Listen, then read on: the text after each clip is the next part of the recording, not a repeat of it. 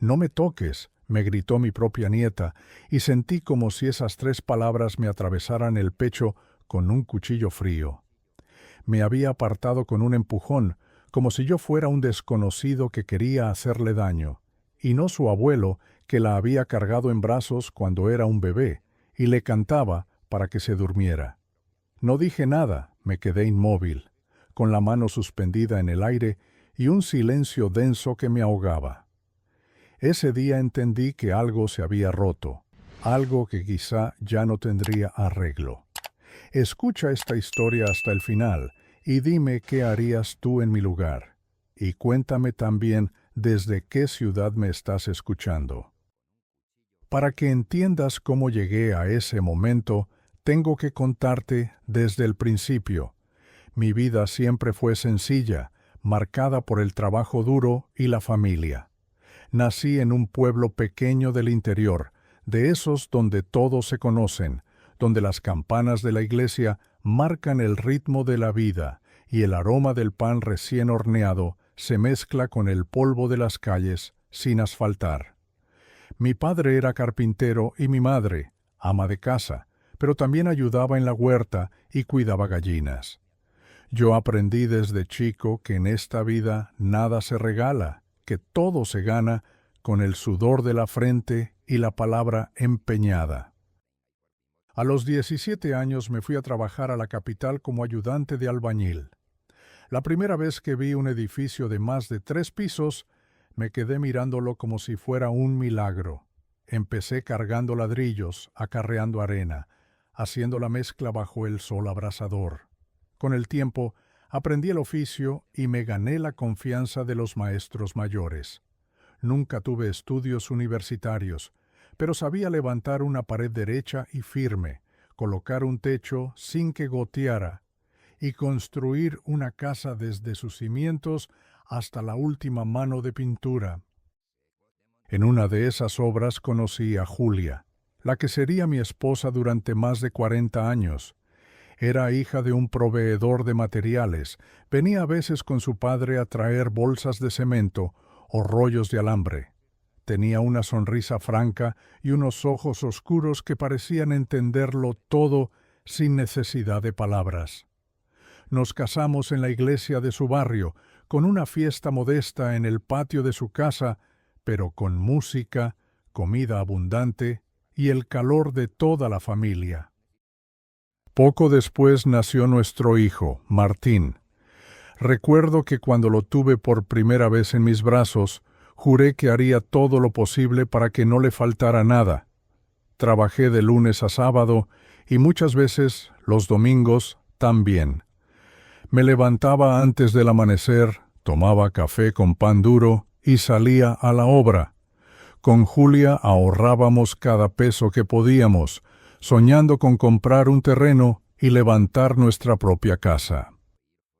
Después de 7 años de esfuerzo, lo logramos. Era un lote en las afueras, lejos del centro, pero con espacio suficiente para la casa y un pequeño jardín. Construí cada pared con mis manos, ayudado por amigos y vecinos. Julia traía mate y tortas fritas para todos, y hasta Martín, con sus 5 años, llevaba baldes pequeños con agua o juntaba clavos del suelo para que nadie se lastimara. Esa casa fue nuestro orgullo, el lugar donde crecimos como familia, donde celebramos cumpleaños, navidades y donde velamos a mis padres cuando partieron. Los años pasaron y Martín se hizo hombre. Estudió contaduría, se casó con Laura y tuvieron 2 hijas, Sofía y Camila. Cuando nacieron, mi corazón se llenó de un amor nuevo. Ser abuelo es diferente, uno ya no tiene la prisa de la juventud, y cada gesto, cada sonrisa, se disfruta como un regalo. Yo les hacía juguetes de madera, las llevaba de la mano a la plaza, les contaba historias antes de dormir, cuando se quedaban a dormir en casa. Pero con el tiempo, las visitas empezaron a espaciarse. Primero venían cada fin de semana, luego cada 15 días, y después solo en ocasiones especiales. Yo trataba de no molestar, Pensaba que Martín tenía sus ocupaciones y que Laura se encargaba de muchas cosas. Sin embargo, comencé a notar miradas frías, comentarios cortantes, una distancia que no entendía. A veces me decía a mí mismo que eran ideas mías, pero en el fondo sabía que algo estaba cambiando. Una tarde, en el cumpleaños número 12 de Sofía, fue cuando pasó. Había llegado temprano, con una caja envuelta en papel de colores. Dentro había un atril de madera que había hecho yo mismo, sabiendo que le encantaba dibujar. Entré al patio donde estaban los chicos jugando y me acerqué para saludarla. Cuando levanté la mano para acariciarle la cabeza, me apartó de un empujón y me gritó, con los ojos llenos de algo que no supe descifrar: «No me toques». El silencio que siguió fue brutal. Algunos familiares se quedaron mirándome con incomodidad, otros fingieron no haber visto nada. Martín no dijo nada. Laura sonrió con esa sonrisa seca que no llega a los ojos. Yo me quedé quieto, sosteniendo el regalo, sintiendo que todo mi cuerpo se había vuelto de piedra. No dije una palabra. Me di media vuelta y me fui a sentar solo, mirando cómo soplaba las velas mientras yo trataba de entender qué había pasado. No lo supe ese día, ni las semanas siguientes. Lo único que sabía era que algo dentro de mí se había quebrado y que esa herida no iba a cerrarse fácilmente. Lo que no imaginaba era que, tiempo después, en una sala llena de gente y con un documento sobre la mesa, esas 3 palabras volverían a mí con una fuerza que haría temblar hasta los cimientos de mi vida. Esa noche, cuando volví a mi casa, me senté en la cocina con la luz apagada, dejando que solo la claridad que entraba por la ventana iluminara la mesa. El atril de madera que le había llevado a Sofía estaba sobre mis rodillas, aún envuelto. No tuve valor de dejarlo en la fiesta después de lo que había pasado. Sentía un peso en el pecho, no de rabia, sino de algo peor: decepción. Era como si todas las horas que había pasado cortando, lijando y barnizando esa madera se hubieran vuelto inútiles de golpe. Me quedé así, escuchando el tic-tac del reloj de pared, hasta que el café que había hecho se enfrió sin que lo tocara. No quise llamar a Martín para hablar de lo que había pasado. No porque me faltara coraje, sino porque ya intuía lo que iba a escuchar: excusas. Son cosas de chicos. No lo dijo en serio. No exageres, papá. Frases que no curan, sino que profundizan la herida. Así que opté por el silencio, aunque ese silencio se me pegó a la piel como una camisa mojada.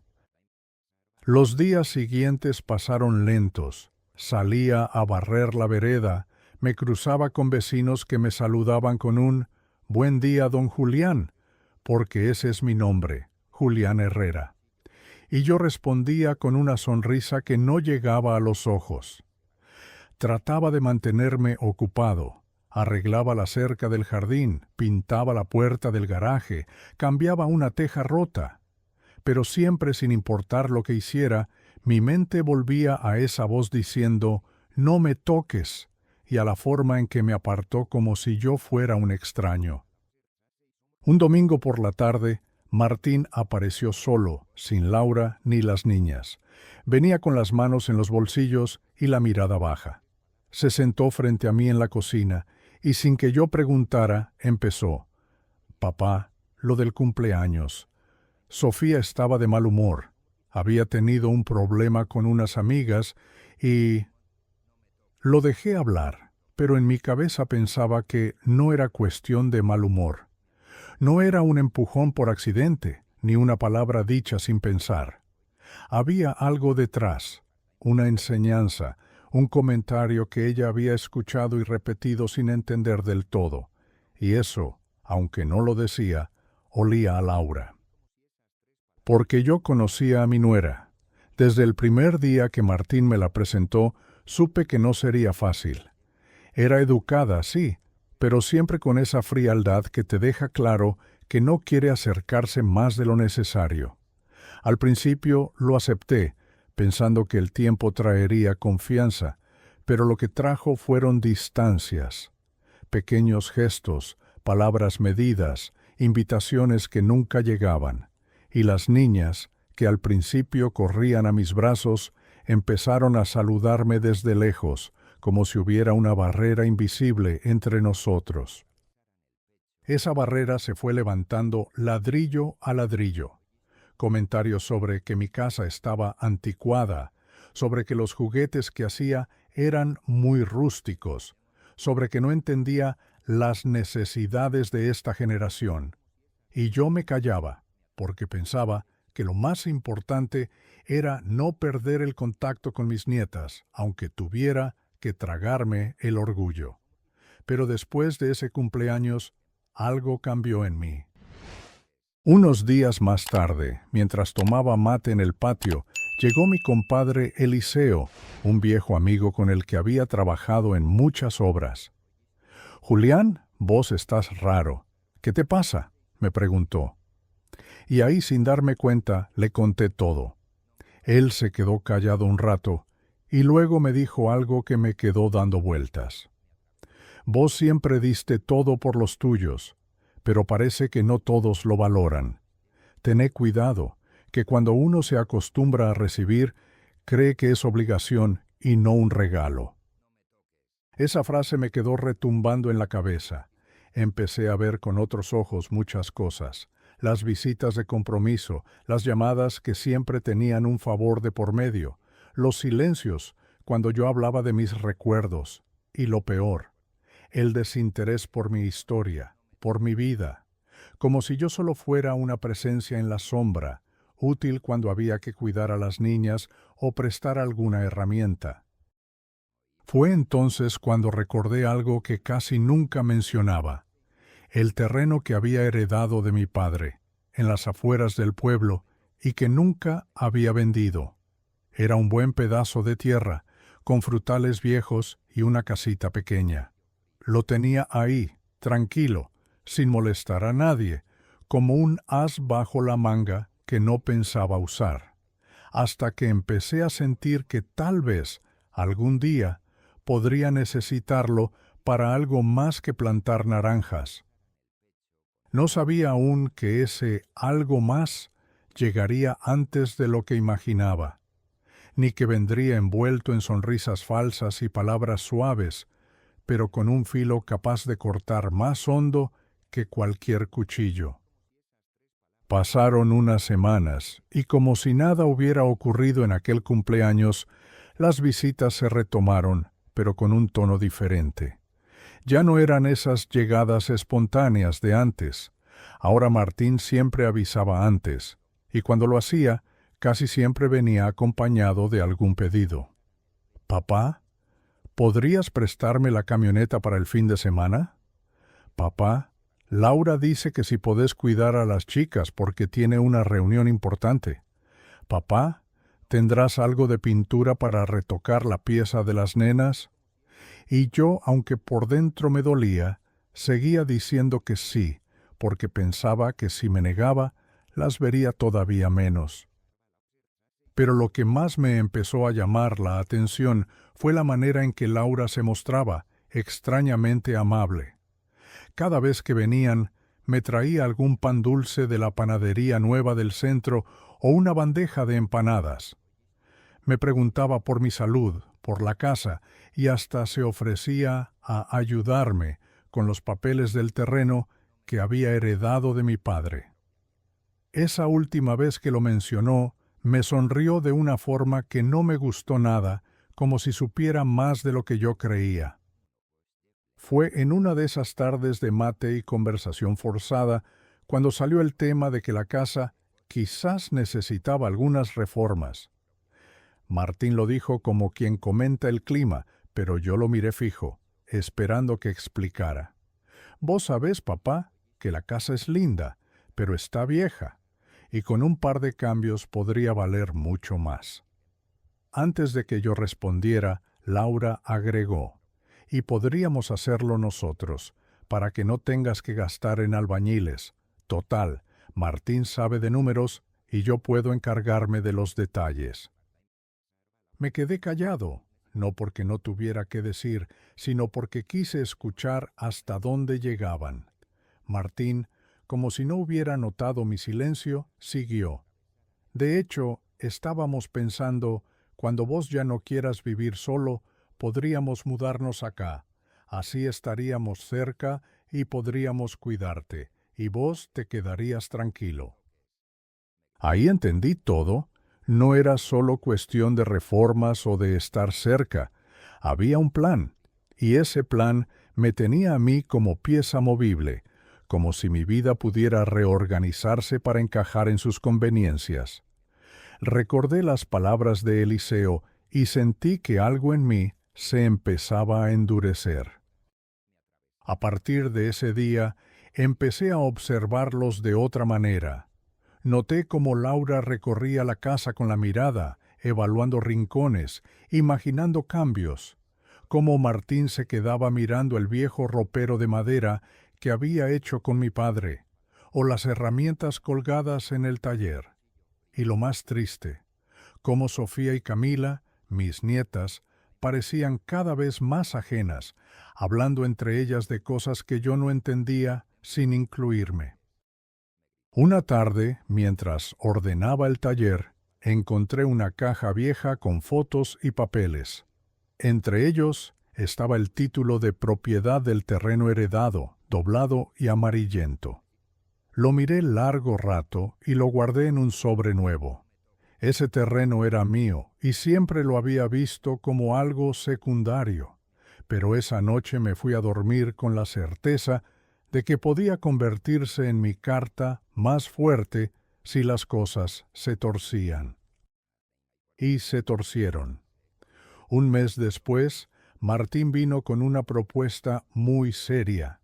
Me dijo que había visto una oportunidad de inversión, vender el terreno, usar una parte para modernizar mi casa y otra para asegurar mi futuro.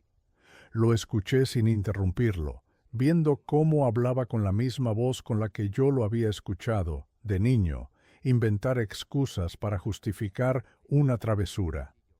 Solo que ahora no se trataba de un florero roto o de llegar tarde a casa. Ahora hablaba de mi hogar, de mis bienes, de mi vida. Le dije que lo pensaría, pero en realidad ya tenía la decisión tomada. No iba a vender nada, no iba a entregar lo que mi padre me había dejado y lo que yo había cuidado durante décadas. No iba a ceder a esa amabilidad calculada que solo buscaba abrir la puerta para quedarse con todo. Lo que no sabía Martín era que, mientras él y Laura pensaban que yo era un viejo confiado y sin malicia, yo ya había empezado a mover mis propias piezas. Y aunque aún no tenía claro cuál sería el desenlace, sí sabía que no permitiría que me arrinconaran en mi propia vida. Lo que vino después fue el momento en que su amabilidad se convirtió en insistencia y su insistencia en presión abierta. Y ahí, créeme, fue cuando mi paciencia empezó a agotarse de verdad. La presión empezó de manera sutil, como una llovizna que parece inofensiva, pero que, con los días, termina empapando hasta los huesos. Al principio eran comentarios al pasar. Papá, vos ya no deberías estar subiendo a la escalera para limpiar las canaletas. No conviene que vivas solo tan lejos del centro. Si estuvieras con nosotros, las chicas te verían más seguido. Después, las frases se volvieron más directas. Sería más seguro que te vinieras a vivir a un departamento y dejaras esta casa para que no se deteriore. No tiene sentido que tengas ese terreno vacío, papá. Podríamos sacarle provecho ahora. Yo escuchaba todo con calma, pero por dentro me hervía la sangre. No era solo lo que decían, sino el tono en que lo decían. Ya no era preocupación, era un discurso armado, repetido, como si lo hubieran ensayado. Laura, sobre todo, tenía esa manera de hablar que disfrazaba la exigencia de consejo amable. Julián, vos sabés que te queremos mucho y que lo mejor para vos es estar acompañado. No te estamos pidiendo nada para nosotros, es por tu bien. Y ahí, justo en ese por tu bien, me daban ganas de responderle que mi bien lo había construido yo solo, con estas manos, y que no necesitaba que nadie viniera a explicarme cómo vivirlo. Pero me callaba y observaba. Y cada vez que ellos se iban, yo me quedaba mirando la casa y el terreno, repasando mentalmente cada ladrillo, cada mueble, cada árbol plantado con paciencia. Sabía que, si cedía una vez, ya no habría vuelta atrás. Una tarde de sábado, Martín llegó sin avisar, algo que hacía años no pasaba. Venía solo, sin Laura ni las chicas, pero traía un portafolios en la mano. Nos sentamos en la mesa de la cocina y después de hablar un par de minutos de cualquier cosa, abrió el portafolios y sacó unos papeles. «Papá, quiero que mires esto. Es una propuesta que armamos con un amigo arquitecto. Modernizaríamos la casa, ampliaríamos la cocina, haríamos un quincho en el fondo. La idea es que vos te mudes mientras hacemos la obra y después, bueno, vemos cómo organizarnos». Me mostró dibujos, presupuestos, fotos de modelos inspiradores. Todo parecía muy profesional, muy pensado, y yo, sin decirle que ya entendía perfectamente cuál era el objetivo final, le pedí que me dejara los papeles para revisarlos. Él sonrió, como si creyera que me había convencido. Esa noche no dormí. No porque me preocupara lo que proponían, sino porque empecé a pensar en serio que había llegado el momento de proteger lo mío. Y no me refiero solo a la casa o al terreno, sino a mi derecho de vivir donde y como yo quisiera, sin que me empujaran a un rincón por mi bien. Al día siguiente llamé a Eliseo. «Compadre, necesito que me recomiendes un abogado de confianza, pero que sea discreto». Él no preguntó más de la cuenta. Me dio el nombre de un viejo amigo suyo, el doctor Salvatierra, que había llevado casos de herencias y propiedades en el pueblo. Lo llamé ese mismo lunes y nos reunimos en su estudio, un lugar con olor a madera y papeles viejos, donde el tiempo parecía ir más despacio. Le conté todo, cómo mi hijo y mi nuera habían cambiado conmigo, lo que había pasado en el cumpleaños de Sofía, la insistencia por vender el terreno y modernizar la casa. Él me escuchó sin interrumpir, tomando notas en una libreta. Cuando terminé, se quedó en silencio unos segundos y luego dijo: «Don Julián, usted no solo puede proteger lo que es suyo, sino que puede asegurarse de que nadie pueda forzarlo a nada en el futuro. Pero hay que actuar antes de que firmen o muevan algo en su nombre». Salí de esa reunión con una mezcla rara de alivio y tristeza. Alivio porque sabía que aún tenía las riendas de mi vida, tristeza porque no pensé que llegaría el día en que tendría que defenderme de mi propia familia. Decidí que no les diría nada todavía. Iba a dejar que siguieran creyendo que tenían todo bajo control, que yo era ese viejo tranquilo y confiado que asentía a todo. Mientras tanto, por detrás, iba a dejar listo un movimiento que cambiaría por completo las piezas del tablero. Y aunque todavía no lo sabía, ese movimiento tendría su primer detonante en un almuerzo familiar, en el que Laura cometió un error que me dio la certeza de que había que hacerlo, y hacerlo pronto. Ese almuerzo fue un domingo de cielo despejado, de esos en que el aire huele a pasto recién cortado y a pan casero. Laura había insistido en que lo hiciéramos en mi casa, porque así las chicas podían correr en el patio. Acepté, aunque en el fondo intuía que la invitación traía algo más que ganas de comer juntos.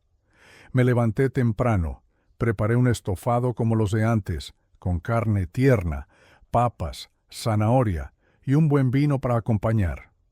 Puse la mesa en el comedor grande, ese que solo se usa en ocasiones especiales, con el mantel que había bordado Julia hace tantos años. Llegaron cerca del mediodía, Martín con una botella de vino, Laura con una sonrisa amplia y las niñas corriendo detrás. Los saludé a todos y por un rato las cosas parecieron normales. Hablamos de temas triviales, de la escuela de las chicas, del calor que se venía en el verano. Yo me guardaba mis reservas, observando con calma, esperando a que surgiera el verdadero motivo de esa reunión. No tardó mucho. Entre plato y plato, Laura dejó el tenedor sobre el borde del plato y me miró con esa expresión que usaba cuando iba a lanzar algo importante disfrazado de sugerencia. Julián, estuve pensando, empezó. ¿Sabes que el terreno que heredaste podría darnos una buena base para asegurar el futuro de todos? Martín se acomodó en la silla, como si estuviera esperando ese momento. Podríamos venderlo ahora que el precio está alto, y con esa plata modernizar la casa y, bueno, quizás hasta hacer una parte para vos, con todas las comodidades. Yo fingí interés. ¿Y por qué tanta prisa?, pregunté mientras partía un pedazo de pan. Laura no titubeó. Porque estas oportunidades no se repiten y si esperamos, quizá el valor baje. Además, vos ya no estás para cuidar un terreno así y menos para andar ocupándote de trámites. Ahí fue cuando cometió el error. Entre sorbo y sorbo de vino, sin darse cuenta, dejó escapar. Si lo hacemos rápido, podríamos tener todo listo antes de fin de año. Y así las chicas podrían instalarse aquí cuando empiecen la secundaria. Se dio cuenta demasiado tarde de lo que había dicho y trató de corregirse. Quiero decir, nosotros podríamos organizarnos mejor. Pero yo ya había escuchado lo que necesitaba. No solo querían la casa modernizada, sino que ya se estaban repartiendo el espacio como si fuera suyo. Sonreí como si no hubiera notado nada. Cambié de tema, les serví más estofado, y la conversación volvió a lo superficial. Pero por dentro, algo en mí se endureció del todo. Ese mismo día, cuando se fueron, saqué del cajón del aparador una carpeta donde guardaba los papeles importantes. Allí estaban los títulos del terreno, la escritura de la casa y algunos ahorros que tenía invertidos en un plazo fijo. Me senté con todo eso en la mesa y supe, sin lugar a dudas, que había llegado el momento de actuar. Esa misma semana pedí otra reunión con el doctor Salvatierra. Le dije que quería dejar todo en orden, testamento, disposiciones y un plan para proteger lo mío mientras estuviera vivo. Él me miró serio y me dijo, «Don Julián, si quiere que nadie lo presione ni lo manipule, hay que ser claro y dejar las cosas por escrito, con condiciones». Salimos de ahí con un borrador de testamento que no solo repartía mis bienes, sino que incluía algo que yo consideraba aún más importante, las reglas. Nada de herencias anticipadas, nada de regalos disfrazados de préstamos y nada para quien no me mostrara respeto. Esa noche dormí tranquilo por primera vez en meses, no porque el problema estuviera resuelto, sino porque ya sabía que, cuando llegara el momento, yo tendría la última palabra. Y lo que ellos no imaginaban era que esa palabra iba a decirse en voz alta, delante de todos. El momento llegó antes de lo que pensaba. Un par de meses después, recibí una llamada inesperada de mi primo Ernesto, que vive en la ciudad vecina. Me contó que había una reunión familiar grande porque su madre, mi tía Rosario, cumplía 80 años y que querían que yo fuera. Me dio la dirección de un salón comunitario que habían alquilado y me dijo que casi toda la familia iba a estar presente. Incluso agregó con cierta picardía, Martín ya me confirmó que va con Laura y las chicas. Hace tiempo que no se juntan todos, ¿no? Acepté sin dudarlo. Algo en mi interior me dijo que ese podía ser el escenario perfecto para poner las cartas sobre la mesa.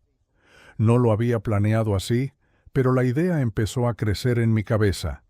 Si tenía que dar un mensaje claro, mejor que fuera frente a testigos, para que no hubiera lugar a malentendidos ni versiones torcidas.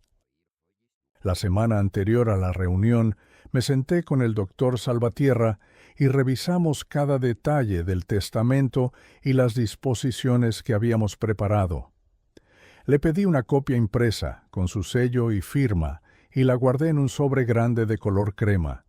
El papel tenía un peso extraño en mis manos, como si llevara dentro no solo letras y firmas, sino años de silencios y desengaños. El día del cumpleaños, me levanté temprano, me afeité con calma, lustré mis zapatos y me puse la camisa blanca que Julia me había regalado en nuestro 20º aniversario.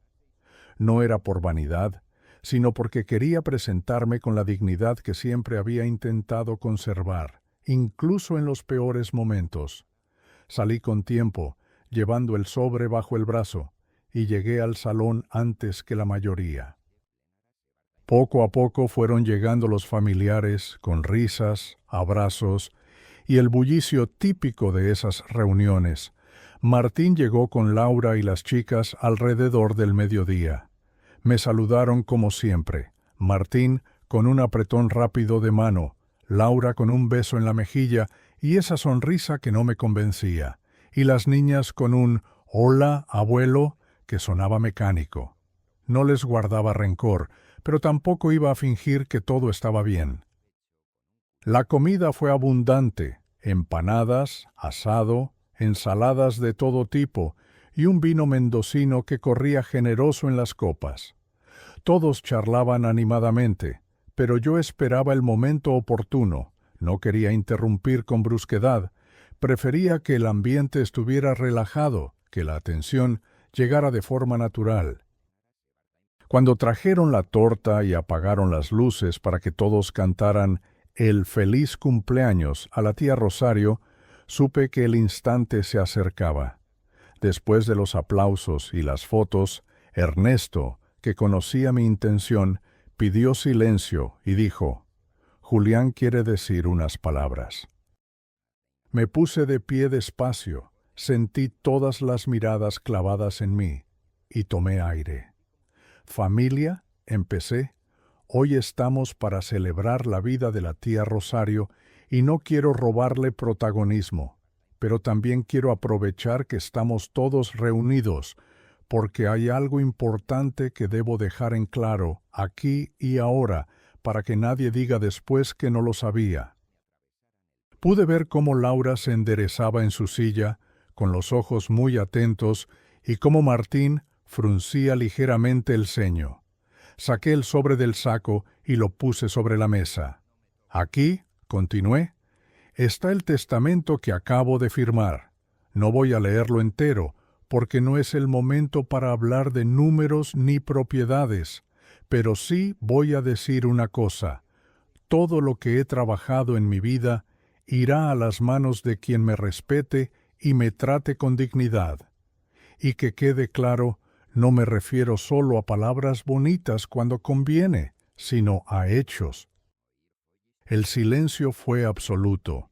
Algunos familiares miraban con curiosidad, otros con incomodidad. Yo mantuve la voz firme. Si alguien cree que puede acercarse a mí solo por interés, está equivocado. No habrá herencia para quien me ignore, me aparte o me haga sentir que no pertenezco. Y eso lo firmo, aquí y ahora, con todos ustedes de testigos.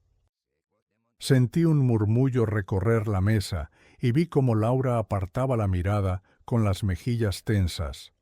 Sofía y Camila me miraban sin entender del todo, pero Martín me observaba con una mezcla de sorpresa y algo que no supe si era rabia o vergüenza. No dije más. Guardé el sobre otra vez en el saco, levanté mi copa y brindé por la tía Rosario. Pero en mi interior supe que, en ese salón, entre el aroma del asado y el murmullo de la sobremesa, acababa de trazar una línea que no pensaba borrar. Lo que pasó después de ese día dejó claro que mis palabras habían llegado a donde tenían que llegar, aunque el efecto no fuera inmediato, ni mucho menos pacífico.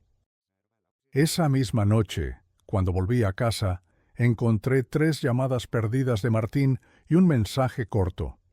«Papá, tenemos que hablar. No podés hacer esto así». No le contesté. Me preparé un mate, me senté en el patio bajo la parra y escuché los grillos. No tenía apuro. Sabía que tarde o temprano iba a venir y cuando lo hiciera, yo ya estaría listo. No pasó ni un día. El lunes a la tarde, mientras estaba arreglando una puerta que se trababa, escuché el timbre. Era Martín, solo. No traía su habitual postura confiada, esta vez estaba rígido, con el ceño fruncido y un gesto que intentaba disimular nervios. Entró sin esperar a que lo invitara, como hacía años que no pasaba, y se sentó en la mesa de la cocina. «Papá», empezó mirando el mantel como si las flores bordadas fueran más interesantes que mi cara. «Lo del otro día fue innecesario». Yo no respondí, abrí el termo, cebé un mate y se lo pasé. No lo tomó, solo lo dejó en la mesa. «Quedaste mal frente a toda la familia», continuó. Laura se sintió atacada. Las chicas no entendieron nada. «Entonces explícales», le dije, sin alzar la voz. «Explícales por qué su abuelo tuvo que decir en público lo que ustedes ya sabían en privado». Se removió en la silla, incómodo. «Papá, no es justo. Nosotros solo queremos ayudarte». Ahí sí lo miré fijo. ¿Ayudarme? ¿Es ayudarme querer vender lo que mi padre me dejó sin siquiera preguntarme si quiero? ¿Es ayudarme decidir dónde voy a vivir como si yo fuera un mueble? ¿O enseñarle a mi nieta a apartarme como si fuera un extraño? No dijo nada. La tensión en la cocina era como un hilo tirante a punto de romperse. «Yo no voy a discutir más, Martín», seguí. «Lo que dije en la reunión es lo que está escrito, y lo que está escrito es lo que se va a cumplir». Así que empezó, pero se detuvo. «Así que si quieren estar en mi vida, será con respeto», interrumpí. «Y si no, está todo bien, pero no esperen nada más de mí». Se levantó despacio, como si cada movimiento le pesara. Antes de irse me dijo: «Papá, te estás cerrando solo. Después no digas que nosotros no intentamos». Lo vi salir por la puerta sin mirar atrás, y en ese momento, más que enojo, sentí una extraña calma, porque por primera vez en mucho tiempo no tenía miedo de quedarme solo. Esa misma semana, el doctor Salvatierra me llamó para avisarme que todos los papeles estaban ya registrados. No había marcha atrás. Yo me quedé mirando la carpeta cerrada sobre la mesa y pensé que ese documento, más que un testamento, era mi escudo. Lo que no esperaba era que, apenas un mes después, esa distancia con Martín y Laura se volviera todavía más profunda. Por algo que no vino de mí, sino de mis nietas. Y ese, aunque doloroso, sería el golpe que confirmaría que había hecho lo correcto. Fue un sábado por la mañana cuando sonó el teléfono. Era la voz temblorosa de mi vecina Carmen, la que vive frente a la plaza. «Julián, no sé si te habrán dicho, pero vi algo que me dejó helada», me dijo, bajando el tono, como si no quisiera que nadie más la oyera. «Tus nietas estaban en la plaza con unas amigas, y una de ellas dijo algo feo sobre vos». Me quedé callado, esperando que lo soltara. Comentaron que su abuelo es raro y que su mamá les dijo que no se acerquen mucho. Lo dijo Sofía delante de todos. La frase me cayó como un ladrillo en el estómago. No me sorprendió del todo.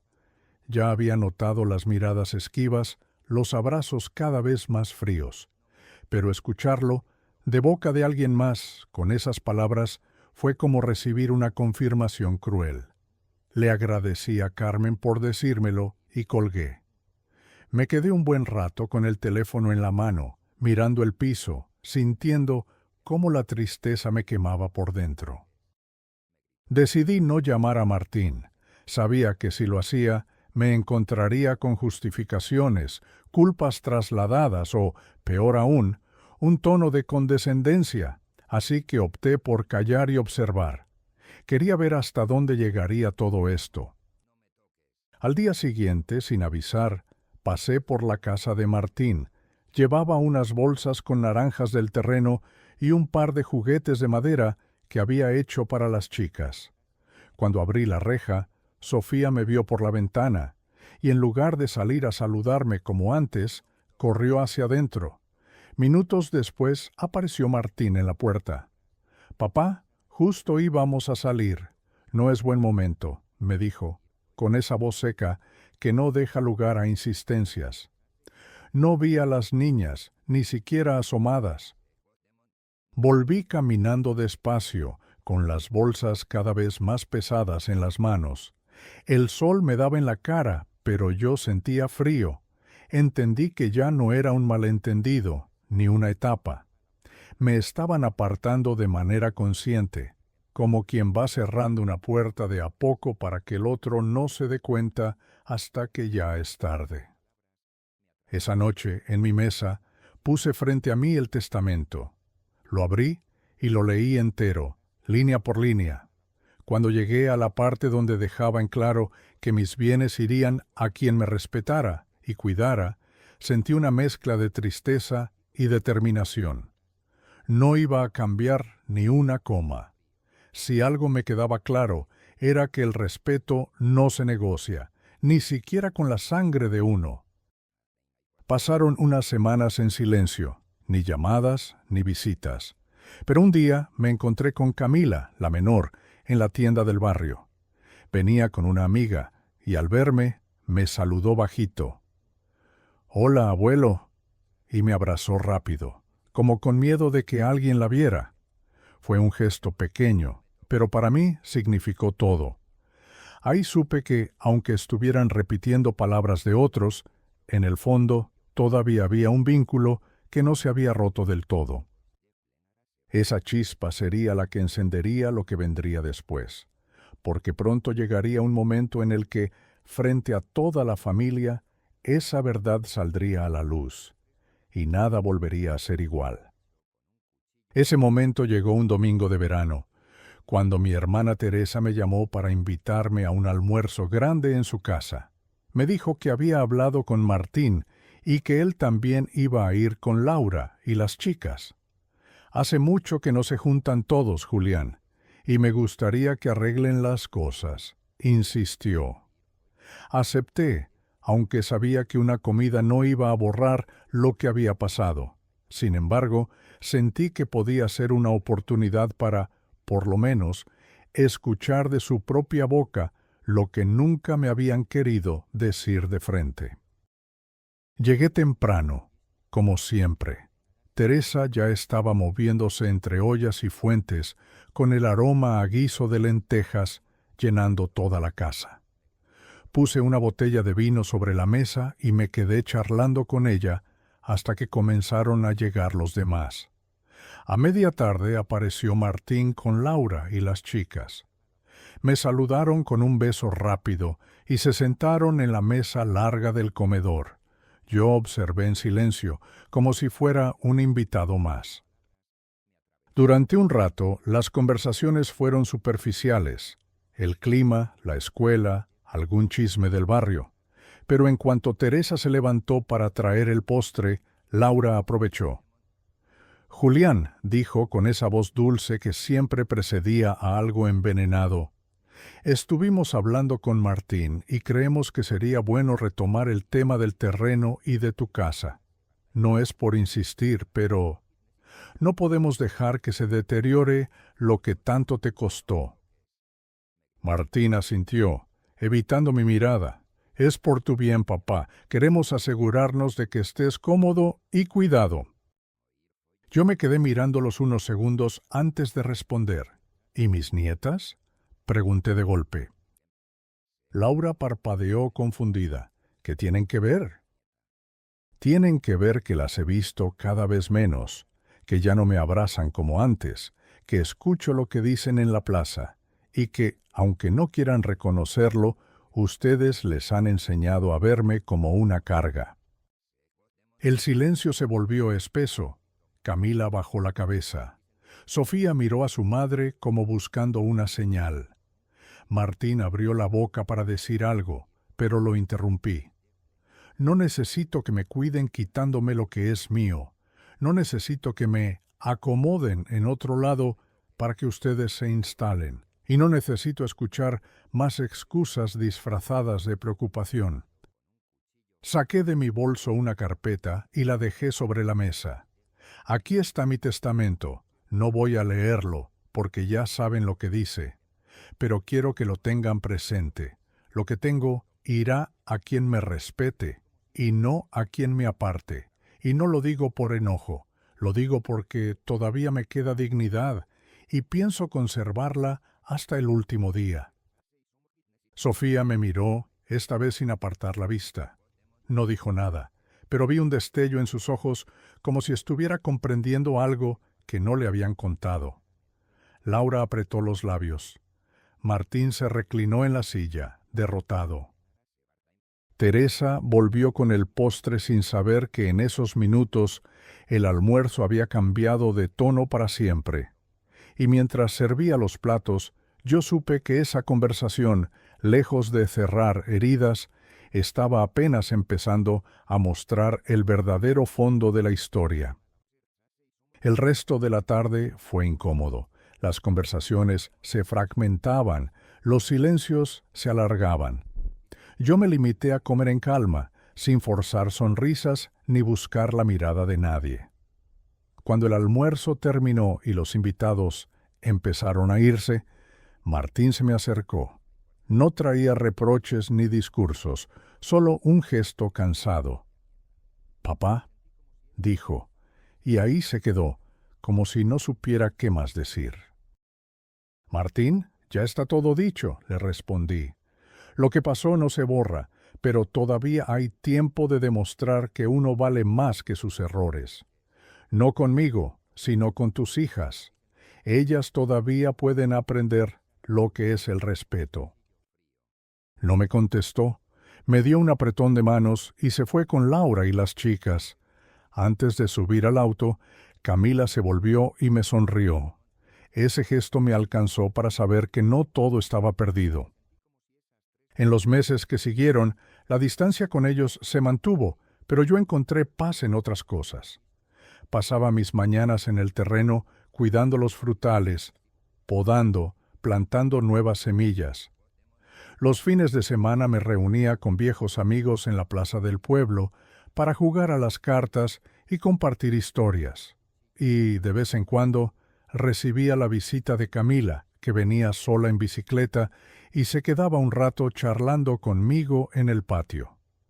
Nunca le pregunté por qué no venía con su hermana, pero en su forma de mirarme supe que quería estar ahí por decisión propia.